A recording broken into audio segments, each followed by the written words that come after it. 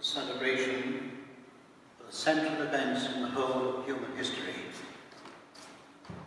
When God, become man, was taken, arrested, put to death, but on that third day, according to the prophecies of Scripture, he rose to new life for us. In this week we call Holy Week, the Church tries to help us to enter more deeply into the mysteries that we believe we can't always understand or grasp. This is the purpose, the meaning of liturgy.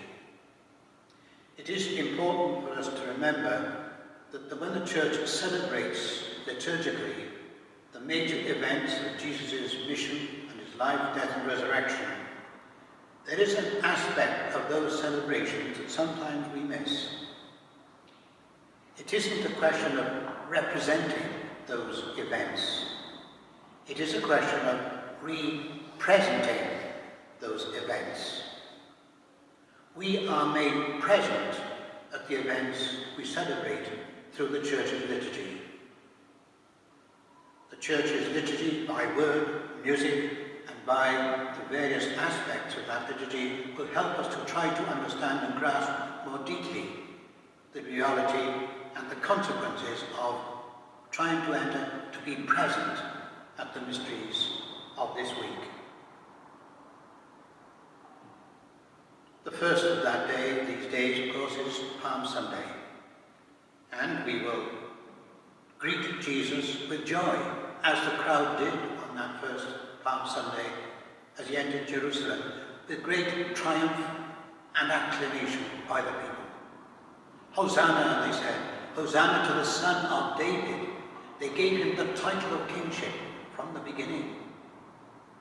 And they surrounded him with all the sign, the panoply of majesty, the palms, the triumphant arches, and yes, even riding on a donkey. All of these signs of the crowd's acceptance of Jesus in some way, even if they didn't understand the consequences, that he would be a king. We know, of course, that it didn't last. And as we celebrate Palm Sunday, we have at the back of our mind that in Jesus' mind there was a clear idea, a clear knowledge that in just a short time everything would change. As we celebrate this liturgy of Palm Sunday, we usually go to a place that's apart from the church itself, to a hall or another part of the area, to bless the palms, and we will then celebrate and enter in procession, a joyful celebration to welcome Jesus, not just into the building of the church, but into our hearts and to our lives. The blessing of the palms and the procession is another way of helping us to be present in the crowds on that day 2,000 years ago, when our God entered in triumph into his city. But as we said, it didn't last. Just a few days later, when Jesus, with all devout Jews, gathered to celebrate the most important day in the whole year for a devout Jew, Passover, making present to them the event many hundred years beforehand, when God called Moses up onto Mount Sinai, and there entered through him into the people that he was to choose and consecrate in a covenant, an agreement. You will be my people and I will be your God, if you keep my will and obey my commandments. And when the people said, yes, we will do that, God said through Moses, yes, but you must show that every year. As you celebrate Passover, you will be present at Sinai so that individually, but as a community of my people, you will say, yes, Lord, we commit ourselves to live according to the terms of your covenant. Every year, you will renew that covenant in a sacrifice. very first Passover 2,000 years ago, Jesus with all other Jews gathered where they were to celebrate Passover.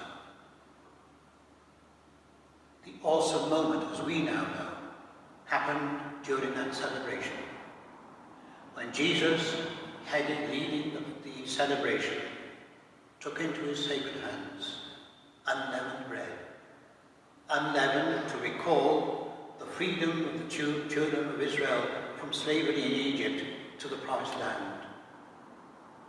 But when he broke that bread to share with the people around the table with him, the awesome words, "Take this, eat it.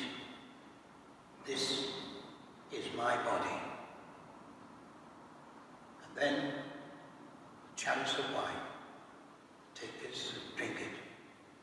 This is the chalice of my blood, the blood of the new and eternal covenant, which we poured out for you and for many for the forgiveness of sins. Do this in memory of me." A new and eternal covenant. The covenant of Mount Sinai was now over, was replaced by the covenant of Mount Calvary. That in just 24 hours' time, that covenant was going to be established, initiated, and sealed by the total sacrifice of Jesus on the cross of Calvary. That was why, when we come to that moment in the week celebration, we will hear his words, so important and so significant. "It is accomplished. I have done what I came to do." On Thursday, then, when we celebrate the Passover, and we remember Jesus' humility in the washing of the feet, as we will celebrate in our liturgy, again being present there to learn from him how he wants us to be, what kind of people he wants us to be as his disciples. And then, usually at 3 o'clock in the afternoon of Good Friday, we gather to be present again at Calvary, knowing who this man is on the middle cross and why he is there. And the words that he said from that same cross, so resonant, so important, significant to all of us. Yes, it is accomplished. But then, even then, at that last few moments of his life, to show us the effectiveness of what he was about to do. Turning, hearing the words of the criminal next to him on the other cross, "Jesus, remember me when you come into your kingdom. I tell you solemnly," he said, "today you will be with me in paradise."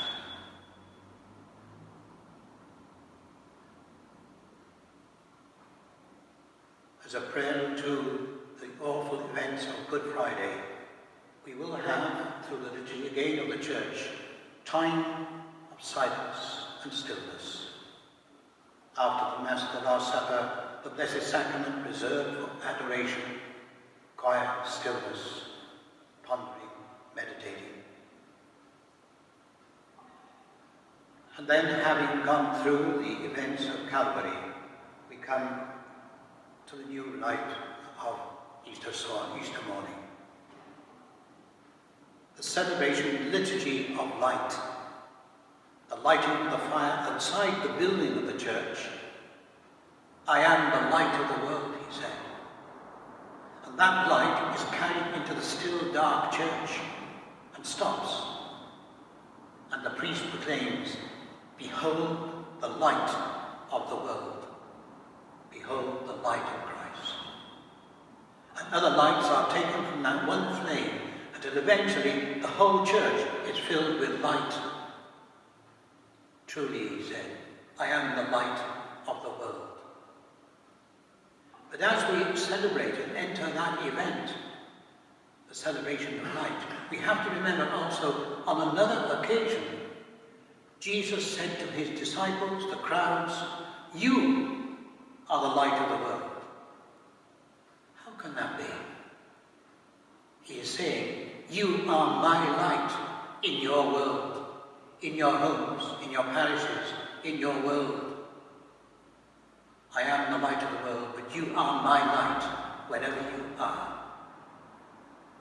And thus it is that as we celebrate the gift of the new life of Easter, we remember we are the light, his light in our world. And that leads us, of course, after the readings of Scripture and the intercessions, to the celebration of baptism. That moment, that mysterious moment, when through the external sign, the sacramental sign of water and anointing, we are consecrated as his light, as his people, as his witness, wherever we are, whatever we do, whatever the world in which we live.